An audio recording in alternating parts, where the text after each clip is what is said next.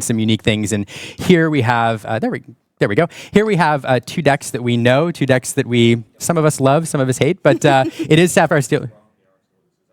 Okay, and we're getting a note that this is game 1, despite what it shows on the top there. So here we have Kyle on the Sapphire Steel deck and Ruby Amethyst. Let's talk a little bit about the play-by-play, and then we'll talk a little bit about this matchup in a second. Sure. So Kyle started off here with the Fortisphere, which, Fortisphere or Popsicle, we know that that's what a Sapphire Steel player is going to want to see. We saw one come down on turn 1, and we see another one here on turn 2.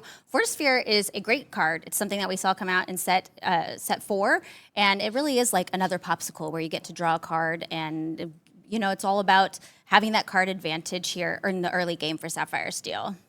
Yeah, and Danny playing Schoenberg's Followers on turn 1, too. Both of these cards are cards that replace themselves, put more cards in your hand. And what these do is these give these decks some consistency. And so you can use them to draw into the cards that you need.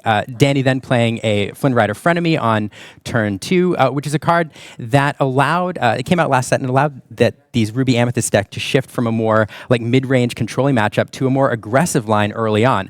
Frenemy is a card that says if you have a character with more strength on your side of the board than your opponent at the start of your turn, you gain 3 lore. So you can imagine if left unchecked, this allows Ruby Amethyst decks now to race ahead a little bit and put themselves closer to victory in the early game. Yeah, Flynn is such a fun card, though he doesn't stick around for very long. As we see here, Kyle has played a Baboom to get rid of that Flynn Rider there, which I think was a smart move on Kyle's part. Like you said, you don't want that frenemy to be running away with too much lore at this point in the game. That's true, and there's not a ton of high lore characters in Kyle's deck. There's a couple that are available in Steel to prevent frenemy from activating. There's Argus, which is a 4-strength character, which you often see on turn 2 from these Steel decks in order to prevent frenemy from doing what it's doing. But here we have a Sisu. Sisu is a card that Danny would have loved to pair with that frenemy. Sisu gets additional strength for every card in your opponent's hand, which at this point in the game is a lot. But that frenemy not around anymore to bother Kyle very much. Yeah, I think Kyle's feeling very good that he was able to have that Baboom in hand to get rid of that frenemy because of just that exact thing. And then Flaversham coming down here. This is Sapphire Steel's favorite mouse here with the card draw engine that you can really get rolling with a Sapphire Steel deck. So Flaversham has the ability where when he comes into the play and every time that he quests, you can banish one of your items to draw 2 cards. And we can see in the past how powerful that card can be. If you don't find that Flaversham early in the game, though, it can be really put you at a disadvantage because that's really the key drawing engine for this deck. Yeah, you want to see that on turn 4. Kyle getting here for turn 4 is exactly where he wants to be to recharge his hand in the mid game. But Danny here dropping a castle here early. I think a lot of times we think about Ruby Amethyst in the current meta as trying to build up into castles late game. But playing it here in the early game is a really great move against this Sapphire Steel deck. There's not a lot of high strength characters or rush characters. There's no rush characters that Kyle can use to deal with that castle early. There are some cards he could have teched in, like Rise of the Titans, which banish a location, which would be the answer for Queen's Castle here. But if left unchecked, that Queen's Castle is going to allow Danny to start building up 2 lore a turn. And if he wants to get cheeky, he can start moving those characters over there to give him additional cards every turn. So Kyle's going to want to find an answer for that castle here soon. Very soon, yeah. And unfortunately on Kyle's side, we haven't really seen, Sapphire is known as being the ink that helps you ramp up your inkwell really quickly in the game. And we haven't seen any cards. Well, I was going to say, we haven't seen a Mickey Mouse Detective out yet or one jump ahead, but here we do see that Mickey Mouse Detective coming down here to help build up that inkwell for Kyle. Now, what's interesting is I know that Mickey Mouse Detective and One Jump Ahead, Sapphire Steel players, depending on who you ask, they'll, there's a battle going on for which of those cards is best for ramp. So most players won't play both of those. So it looks like Mickey Detective is what Kyle's gone with here in his deck. And then we see another card that Danny wants to have in the mid. So the Ruby Amethyst deck, it really wants to recharge its hand in the mid game, get Rabbits going. Rabbits is one of the key cards it needs to see if it's going to do well in this matchup, because he needs to draw into answers for the late game. Particularly, Danny wants to find a Be Prepared at some point here. The Sapphire Steel decks are often thought of as like pure control decks, where they want to do it like Ruby Sapphire is doing, get to that end game and use Lucky Diamond Tamatoa to close out the game, and it can do that. But Sapphire Steel also has the ability to put a lot of lore on the board in the mid game, particularly with cards like Cogsworth. It does have, Beast Hard-Headed in the mid game. There's other cards like Hercules with 2 lore. So before you know it, if you leave this deck alone, you can see 6 or 7 lore represented on your opponent's side of the board. And so Danny's going to be thinking about the possibility of Cogsworth coming down, and it wants to use cards like the extra draw from Queen's Castles, Rabbits, Chernobog's Followers to try to draw into a Be Prepared, perhaps another couple castles to kind of close this out and prevent Kyle from flooding the board with high lore characters. Yeah, and I know that right now, a lot of people may be looking and saying, wow, Kyle only has 1 lore on the board, and Danny's already at 10. Danny's going to run away with this game. But with Sapphire Steel, like you're saying, there's a lot of big questers that Kyle can bring out and really catch up very quickly and even take the game completely. He is not out of this game by a long stretch.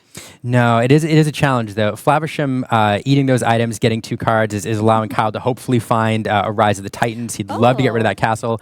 There's a Simba in the Inkwell, which is a really fun card, and then a Hades coming down. This is a set 1 card, a legendary I haven't seen in a while, and this card, it's similar effect to Let It Go, where when you play the character, you can put a custom or a chosen character into the Inkwell of your opponent, and it's a really great way of taking care of an opponent's characters.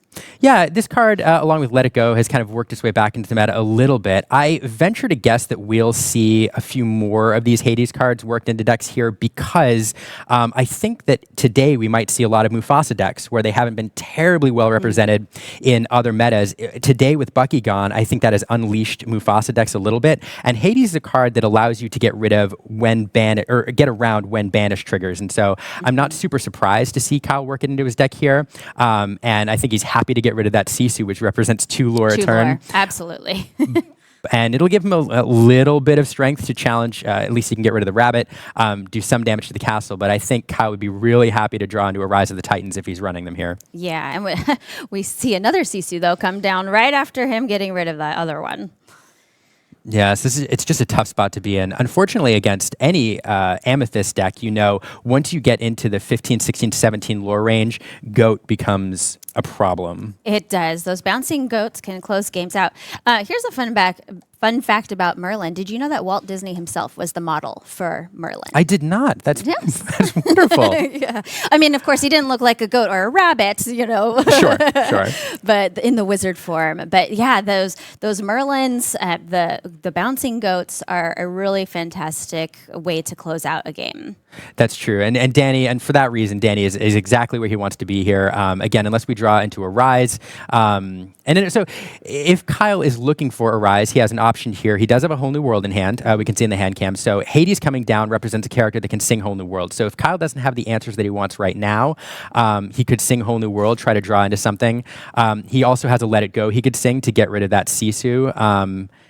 And so he has options here, but he needs to start removing some of that lore. Yeah, and that Rise of the Titans, though, it doesn't look like he has it in his hand. So he does sing Let It Go and says goodbye to the second Sisu that Danny brought down.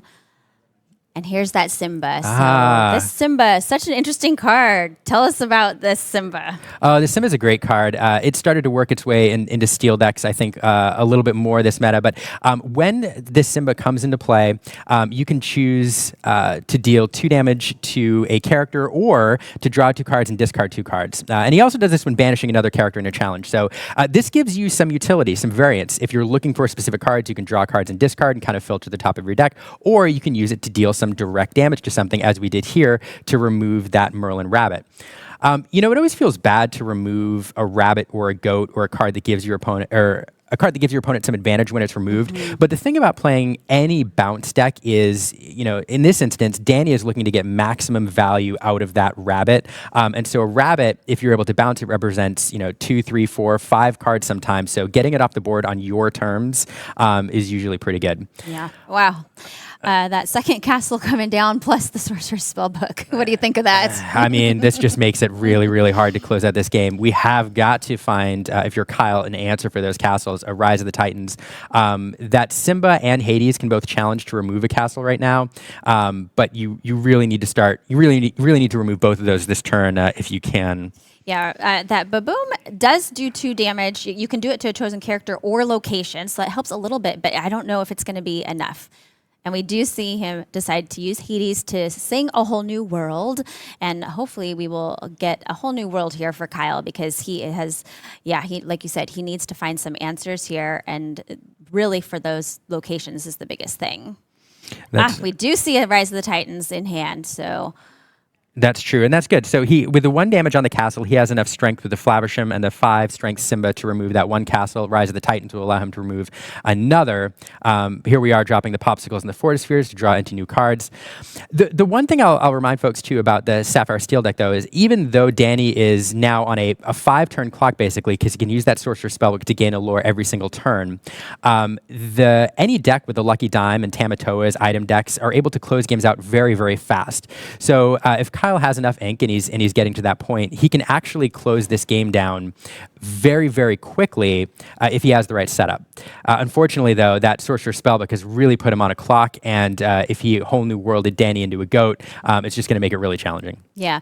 Now, what's interesting here is you could see that, he had just played that Rise of the Titans, fantastic. He kept on drawing Popsicles and Fortispheres and was playing them, and he had ink, and we know that he probably wanted to do something else this turn besides just play Popsicles. But could you talk about why a player would choose to keep playing a card like Popsicle to draw before doing something else? I mean, it gives you more options. Kyle is looking for certain key components for the end game. He's looking for Lucky Dimes. He's looking for perhaps another Tamatoa, because those are the cards he needs to close things down. He's also looking for removal, and he's really looking for options. So if you have the ink to be able to look at more cards, give yourself more options, that's kind of what you want to do. Getting more items on the board, at this point, it's less of a priority, but it also sets up your Tamatoa. Tamatoa is a card that gets more lore for every item on the board. So at this point, playing a Tamatoa would give him a 5 lore character on the board.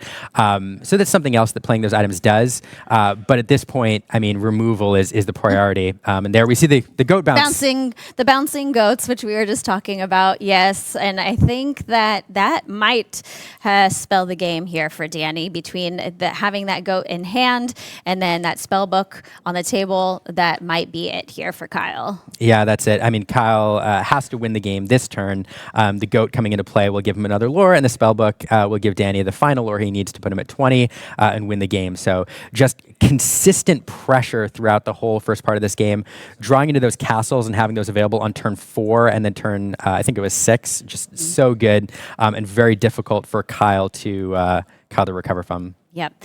So it looks like he did quest here with Flowersham and was able to eat one of those popsicles to draw a card. But yeah, I don't think he has that Tamatoa in hand. Oh, there we go. Okay, so Rise of the Titans. So that card can banish chosen item or location. So a really good answer here for that spellbook that Danny had on the board. That is true. I think Rise of the Titans is probably in this deck for the Queen's Castle for the most part. But here doing work on that spellbook, preventing that 1 lore next turn. Yeah. Now, Goat will still be able to come into the game next turn and gain 1 lore. Getting that Fox off the board was crucial. So Kyle perhaps buying another turn here. There's the Lucky Dime. Lucky Dime. So again, a Tamatoa represents this at this point a 5 lore character. We're going to sing a whole new world. Get rid of the goat. So this is a great play here. Kyle knows that the goat is in hand. There's plenty of goats in this deck. A possibility to draw into another one, but Kyle has just whole new worlded away the goat that Danny would have used to get closer to victory. So let's see. I don't see another one. A goat in hand. I don't think so. He does have a be prepared. Yes, be prepared. And then on this side, I don't think I see a Tamatoa. Oh, there is a Tamatoa. So that's good news for Kyle, especially with having that dime on board and all those other items. I bet Kyle's feeling a little better now. I mean, definitely better than he was, a turn ago. This is still an uphill battle. With the number of goats, Kyle's got to be thinking, well, perhaps he drew into one. We don't know how many spell books are in there. There's all sorts of things, but he does have, let's see, I think we have an Argus. I don't see another Rise. Those cards are going by very quickly. He does have another Rise of the Titans, I think I saw in hand. So there's that, be prepared. Yep. Danny kind of forced into it there. Let's see if Danny has something to drop on the board here to force Kyle to respond, as well as to be prepared. We do at the Chernobog's followers. At this point, Kyle has to have answers for every single character that Danny plays. Kyle would love to be able to spend this turn just playing the Tamatoa. Yeah. But fortunately, he does have a couple cards there to answer this. The Giant Tink is great because when Tinkerbell comes down, she does 1 damage to all characters on the other side of the board, so that would definitely take care of Chernobog's followers. But the Magic Broom has 2 willpower, so Tink would not take care of that. He does also have a grab your swords in hand, it looks like. So he does have a couple options here on what he could do to clean up Danny's side of the board. Yeah, grab your sword here is probably the play. It does feel bad in this instance to spend 5 ink. Yeah, you have to pay the 5 ink. I mean, that's one of the advantages of having song cards, is to have your character sing it so that you can use the ink to play something else. Fortunately for Kyle, he does still have 5 ink left that he can use, 6 now because he put Argus there in the inkwell, and we're going to see a Beast come down. This is a Beast hard-headed.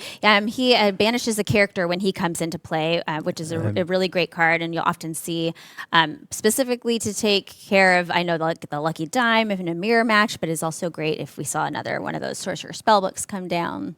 Yeah, it's great item control, and it does something else for Kyle here. It puts some strength on the board, but importantly, it is a 5-cost card that can sing a lot of the 5-cost songs that Kyle has in his deck, including Grab Your Sword, Whole New World, etc. So getting that on the board opens up some more options, some more resources for Kyle at this point. Yeah, Beast is also great because he has 4 willpower, and a card like we saw Danny just play, Madame Medusa, that when you play her, you can banish a character with 3 strength or less, and so Beast cannot be a target for Madame Medusa, which of course had to be one of the reasons why he chose that card, because we know there's going to be a lot of Ruby Amethyst. We know there's going to be a lot of Madame Medusas here this weekend. And Kyle, with all the removal here, singing another Grab Your Sword and a Baboom to get rid of that Madame Medusa. So at this point, Kyle is eyeballing Danny's hand here. Danny's down to 3 cards, and Kyle knows if the goat was in hand, Danny would have played it. And so feeling pretty good. If there's a little bit of space opened up here where he can get a Tamatoa on the board, things are going to feel extra good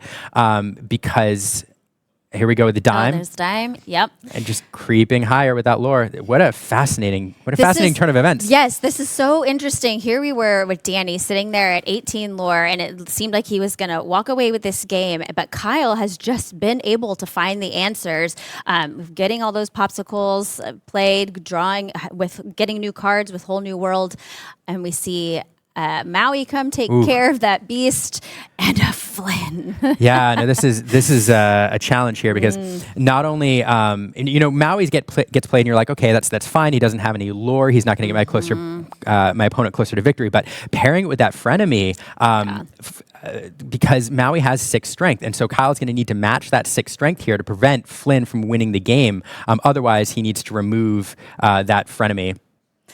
So Kyle, I believe, only has 3 cards in hand. Okay, so he is playing he did have a second grab your swords in hand. Was that the 3rd grab your sword we've seen? Well, we've seen at least 2. I think that's 3. I think 1 was sung and wow. So Kyle just having all of the answers here. Oh, another Flynn Rider. Oh my goodness. That's not as scary as it was last time. It can quest for 1 lore, but with a Tinkerbell on the board, yes. Luckily it won't activate for Danny. So that's still, we need a goat or something else to close out the game here. So it's not, we don't have to remove the Flynn Rider to prevent victory next turn, but of course you'd certainly like to. Sure. Yeah, what's interesting here too is that Kyle, he has that Tamatoa sitting in hand. I know he wants to play it, but Danny has been putting so much on the board that Kyle just has to have an answer for that he hasn't been able to put that Tamatoa down yet. So remember how I said that we were okay with the Flynn Rider being there? Because there was no Maui? Because there's no Maui. Now we're not. Because another Maui Flynn Rider combo here. That would be the game. There's Tamatoa. Tamatoa is going to allow us to pull back an item, but again, Tamatoa is sitting at 5 strength, the Maui at 6 strength. That's going to represent a victory for Danny if we pass the turn here. So Thomas has... but drawing into the card we need. That's the card we needed. Oh my goodness. Goodbye, Maui. We're putting... Yep. Okay. The Flynn Rider. Yep. Oh, right. So then, yes, because Maui can't quest. Oh, that was a great top deck there. 6, 5, 6, 7, 7 because of the Yep. Wow. 1, 2, 3, 4, I mean, 5. so the fishbone. in TCGs we talk about playing to your outs, right? Even if the chances are slim, even if you think you're on the ropes, always play to your outs. And Kyle here, when he was trying, he didn't have the answer. He's like, I just need to draw cards. I need to find ways to draw cards. Let's pull back an item from the discard pile, which would allow me to draw a card. Maybe I'll top deck the thing I need, and he did. Well, wow. I think Danny just conceded and gave the game to Kyle. I was so excited. I was talking about the top deck. I missed the end game there. Wow. That was a game. Yeah. I really did not think that Kyle was going to win that one, and that was fantastic. I think that we saw Kyle just really playing that Sapphire Steel deck, doing what it's meant to do, drawing more cards, keeping Danny at bay there, holding him at 18 lore for multiple turns. That was a fantastic game. Well played to Kyle. I mean... You're flabbergasted. Just what a game. I mean, throughout that whole game, as the Ruby Amethyst player, as Danny pushed himself closer and closer to victory, think about if a castle stayed on the board one more turn, or if Flynn Rider activated one more time, throughout that game, every single turn, Kyle had specific answers that he needed to find or needed to have, whether it was Rise of the Titans or Grab Your Sword or a card to sing or a Let It Go, and just had the answers available. That was a game. That was a game. I'm really excited to see how the second game plays out. What do you think both of these players are thinking? I mean, Danny has to know that he's got some competition here on the other side of the table. Yeah, I mean, so if you're a Ruby Amethyst player, if you're coming into this match, I think your game plan's the same. It is try to win fast, exactly like you did, and just hope your opponent doesn't draw into those answers. And if you're the Sapphire Steel player, again, you on the Sapphire Steel side, you need to find certain answers early in the game. You want to find a Rise of the Titans to avoid that castle doing work early on, and you need to find an Argus or some sort of an answer to prevent Flynn from going off in the early game. And if you can do that, I think the odds are a lot better. So I don't know. Let's take a look. Yeah, I'm excited. I think Rise of the Titans was such a key card in this game to help with those locations, the Queen's Castle, and the spell book. And the spell book, yes. No, I mean we don't know how many spell books are on the other side table. We saw one last game, but we know that Kyle has the answers for the cards that Danny has in his deck. And then on Danny's side, though, like you're saying, we saw how fast he can get up there. He got up to 18 lore. So if he can just, like you said, keep a castle on the board for one more turn, get that Flynn to kick off. I think he has a really great chance of winning game 2. I agree. So one of the things about the Sapphire Steel matchup is oftentimes we think about these control decks, especially Tamatoa, Lucky Dimebacks, as decks that really, to win, they want to get to the end game to build up that end game engine in that combo. But on the Sapphire Steel side, there's a lot of very high lore mid-game characters, to include cards like Cogsworth, which can protect your board, that if you leave that deck unchecked and allow it to kind of do what it wants to do, before you know it, the Sapphire Steel player has like 5, 6, 7 lore on their side of the board and can close the game down in the mid game, which is one of the reasons it's so important against it if you're playing Ruby Amethyst to push your lore total high early. And that way the Sapphire Steel player is responding to you and spending resources responding to your threats rather than doing what it wants to do to close out the game in the mid game. Yeah, and we did see that happen in game 1 where Kyle was having to respond. He couldn't play the cards that we know he wanted to play because he was having to respond to what was going on the other side of the board. The other card that I thought did a lot of work that last game was the Let It Goes and the Hades that we saw as well, which are just great cards. Hades, great villain, and we saw that just really came in to play in game 1. So we're going to go ahead and jump into game 2. The players are going to be here about turn 8, and we're going to pick up on where they are. Whew. Look at this. Well, this feels familiar. This feels like familiar territory. So assessing where we are real quick, Danny has done exactly what we talked about, pushed his lore total very high. We have a goat on the board. Ooh. We had a goat on the board. And, Danny is now sitting at 16 lore with that goat being removed, striking distance from closing out the game with a few goats and goat bounces. We're exactly where he wants to be. But as you pointed out, Rebecca, 2 lucky dimes on Kyle's side of the board. Yeah, and what's interesting about that, I will say, is that in Ruby Amethyst, you don't really have answers for items. There's no item removal in Danny's deck that I could think of. So he's really going to have to take care of the characters on Kyle's side of the board so that there's nothing that Kyle can use Lucky Dime on. I mean, Lucky Dime pairs well with high lore characters, but it also pairs well with mid lore characters if you have two of them. Yeah. I mean, those Lucky Dimes using on the Tinkerbell or the Beast represents 1, 2, but Tinkerbell's gone. So he's on the Beast represent 4 lore, being able to use Beast essentially 3 times to get lore, and then questing for 2, and then the Flaversham 7. So that's 7 lore. 7 lore represented on Kyle's side of the board. Yep. And so Danny has to be cognizant of the fact that anything with 2 lore is incredibly dangerous. Mm-hmm. And we also see here that Danny, again, he's up at 16 lore, and Kyle's sitting at 5. So we're kind of in a similar situation to where we were before. So the question, I think, is going to be, can Kyle find the right answers to keep Danny, hold Danny at bay, and get the win here? Yeah, Kyle playing defense while trying to set up his endgame scenario. Here we go again with a Fortisphere drawing cards. And he has removal in his hand. Kyle has cards that can remove that Maui to prevent it from activating the frenemy on Danny's turn, because Beast is 4 strength, which would be the high strength character on the board. So sitting in an okay position right now. But again, anytime an Amethyst deck is within 4 lore of winning, the goats and the goat bounces are so threatening. Absolutely. So we do see Beast go into the Maui there to take care of him, which is nice because then we won't have Flynn Rider kick a trigger, but we won't have Flynn Rider anyway. We don't have Flynn Rider anyway with that Simba coming down.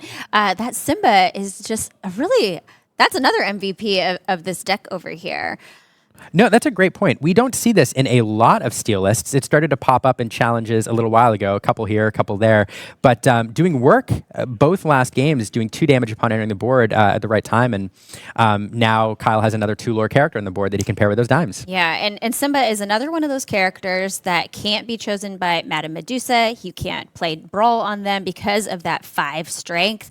So Simba, really, really great card. And he is a 7-cost character, but because it's in this Sapphire deck, the players are able to ramp up to get to those bigger characters like Simba fairly quickly. Oh, and there's a Be Prepared. Danny getting maximum value out of that, or value out of the rabbit by questing with it, then playing Be Prepared, clearing the board, and a Queen's Castle is one of the perfect follow-ups to a Be Prepared in this deck. Kyle will want to get that off the board as soon as possible. He does have Rise of the Titans in here. Do we have it in hand? I don't think that. I don't see it.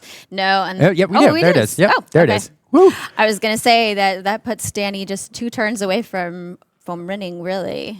Yep, and here we have the Cogsworth coming down. We're going to pair it with the Lucky Dime, gain 2 lore. And gosh, it just feels like the last game again, where Danny's getting so close to closing it out. There we have Be King Undisputed, card that forces your opponent to choose and banish one of their own characters. When there's only one on the board, the choice is rather easy. And Danny now playing a Maui, which doesn't do a whole lot for him here, but does set up a future frenemy and can play a little bit of offense if it needs to, if Kyle drops something on the board. Yeah. And Danny only has 1 little lonely card in hand. It's a Madame Mim Fox, which I don't know. At this point in the game, it's probably not the card that he wants to have in hand. It is a card that pairs well with Goat. If you have a Goat, yeah. And so Danny, I think, is happy to have it. Without it, you play the Goat, and it sits there, gets removed, and it only gives you 2 lore. So Danny, at this point, just top decking for a Goat. And if he does, he's in a really, really good spot, 2 turns away from winning, or 1 turn away from winning. But Kyle getting maximum value out of that. There was a Hercules that I just saw going into Kyle's Inkwell. That Hercules is a really interesting card. He's another, he's a bodyguard and he has resist 1. It would be really interesting to see him on the board, like with a Cogsworth with resist 2. But we haven't seen him come into play. So we haven't yet. It'd be fun to see him on the board, but at this point, it doesn't do a ton for Kyle. Danny, looks like Danny scooped and gave him the game. All right, seeing the